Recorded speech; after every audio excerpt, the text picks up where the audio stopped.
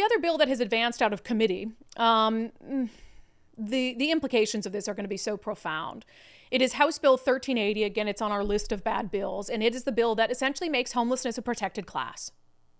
And it gives homeless individuals more of an ability to sue cities and counties, police departments, who they feel like have targeted them unreasonably.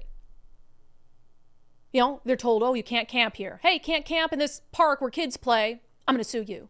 That's unreasonable. Literally, Democrats in Olympia want to make it more difficult for cities and counties to clear homeless encampments and want to make it easier for homeless people to sue if they feel as if their rights have been infringed. In a state with one of the worst homeless crises in the nation, this is the kind of stuff they're prioritizing. And what really gets me is the way they spin all of this, right? The spin is unbelievable. So I'll read a little bit from the bill. It says, evictions in homelessness are increasing and are at unprecedented levels across our state, demanding urgent action. Hey, I agree with that. Yeah, what kind of urgent action do you have in mind? It says, the absence of cohesive state guidance has resulted in an arbitrary patchwork of legislation regarding the use of public spaces. So they're saying, oh, homelessness is so bad, but you have all these cities and counties who have these arbitrary rules for when you can camp somewhere, where you can camp, how you can camp, etc. So they're going to fix that because that'll make things a lot better, right? It says, state and local governments have a shared responsibility in addressing the homelessness crisis and transitioning unsheltered residents into housing. The legislature intends to encourage local governments to enact objectively reasonable time, place, and manner regulations to preserve public peace, health, and safety for the benefit of the entire community. You see what I mean by the spin? Oh, now it's a public safety bill too. Now it's a public safety bill. So the gist of the bill is, again, they can color it and say this is about peace and safety and public and all this stuff and working together cohesively. No, this is about the state telling cities and counties how they have to deal with homeless encampments in their jurisdiction. This is about far left progressives who believe that leaving homeless people in place is somehow helping them, is somehow progressive, is somehow going to better their circumstances. This is about tying the hands of cities and counties that are fed up and they're taking a more aggressive stance when it comes to homeless camps in public places. So I got to play you a little bit of the back and forth between Democrats and Republicans on the House Housing Committee, which is where this was heard. So again, here's a Democratic state lawmaker who's essentially, kind of saying, she packages it in a nice bow, but kind of admitting that, look, this is about us helping these cities and counties understand the right way to do things. I think what I see here is we're looking to do the right thing, and there maybe need to be more education for our cities and mayors to appreciate that this is a tool that they can use. It also, I think, strikes a balance as far as making sure that our unhoused residents are protected against unreasonable enforcement of ordinances. How condescending is that? We just need to help them understand. We just need more education for our dumb mayors and county executives to help them understand why what we're doing is better, why our will as state lawmakers should be thrust onto their communities. It's just fascinating to listen to this. This is Democratic State Representative Mia Gregerson, who, again, it's like they don't understand. They have no self-awareness for some of the things they're saying. What's not happening is we're not moving the ball fast enough, and people are still being forced to exist in public spaces. And so I know that this is a difficult conversation, and I know that asking cities to consider what we all know is in practice every day by our law enforcement, objectively reasonable, is something that every single officer uses in every single moment that they are protecting our communities.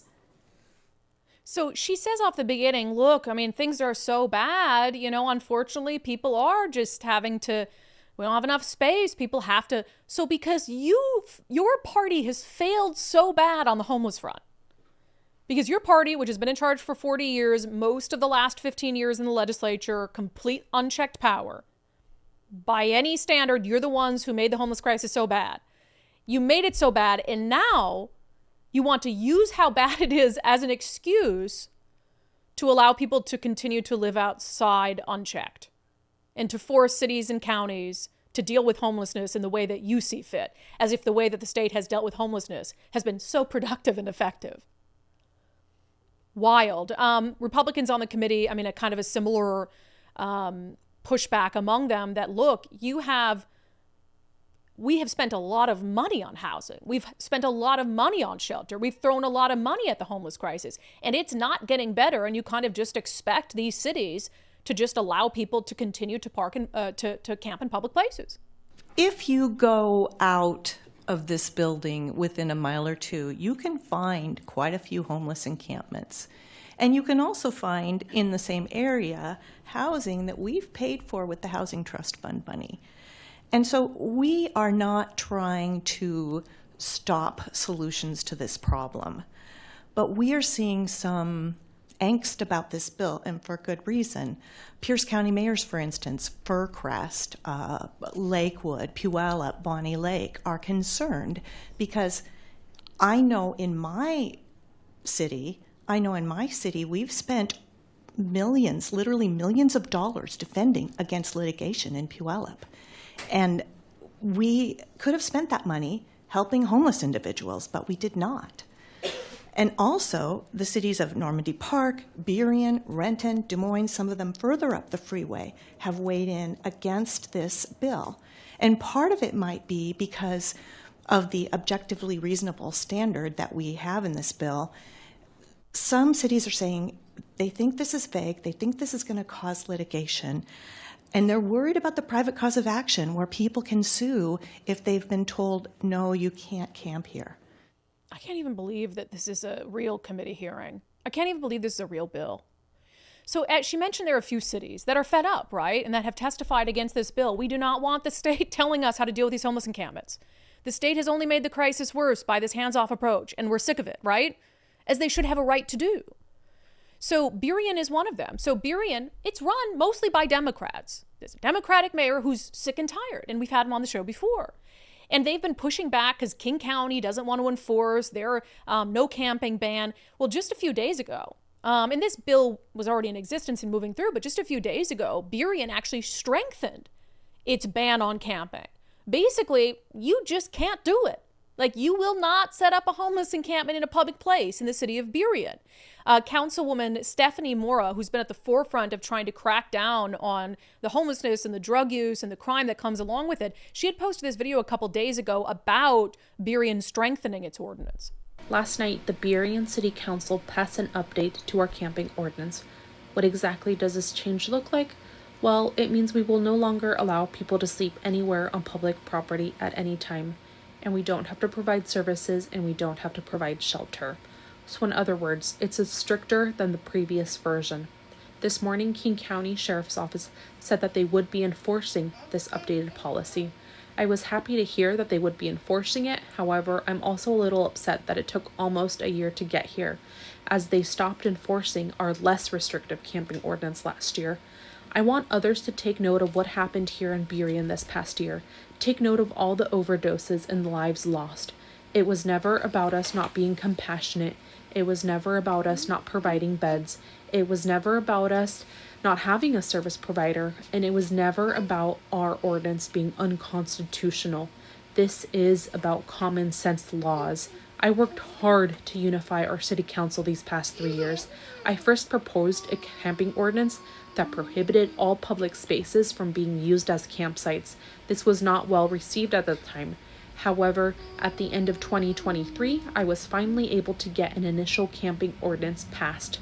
Seeing the changes I've been advocating for finally come to fruition last night was a testament to the hard work the community, neighbors, and business owners have put in.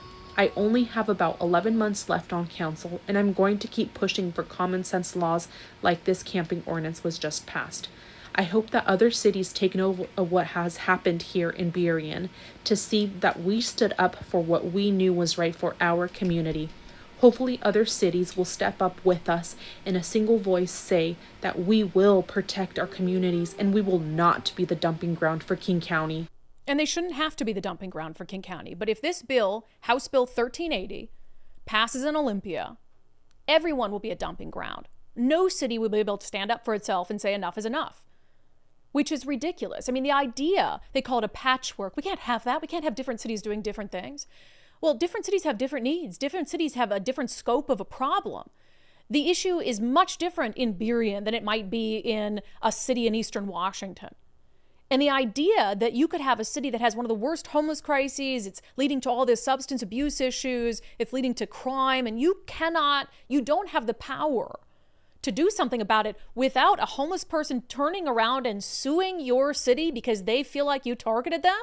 That's the priority of Democrats in Olympia, to push down a state law telling these cities that only the state is to blame. The state really in Seattle and King County, but that's all the sort of same political class of the progressives who wanted a hands-off approach to homelessness. Now it's exploded to a point where cities, even Democratic-run cities, are fed up, and they're trying now finally to take a harder stance on this stuff. And the state is saying, no, you won't, not so fast. It's insane. I mean, they want chaos. Again, that's all I can believe is they want chaos. They want more homelessness. They want more crime. They want more money coming in to deal with these issues. The worse it gets, the more money they can take from you, the more money they can convince you to give to them, the more money they can push into the hands of organizations that they're affiliated with and that support their campaigns. That is the only justifiable reason for them pushing something like this. Again, it's House Bill 1380. It passed out of committee with a 9-8 vote. Democrats in support, Republicans opposed. Ridiculous.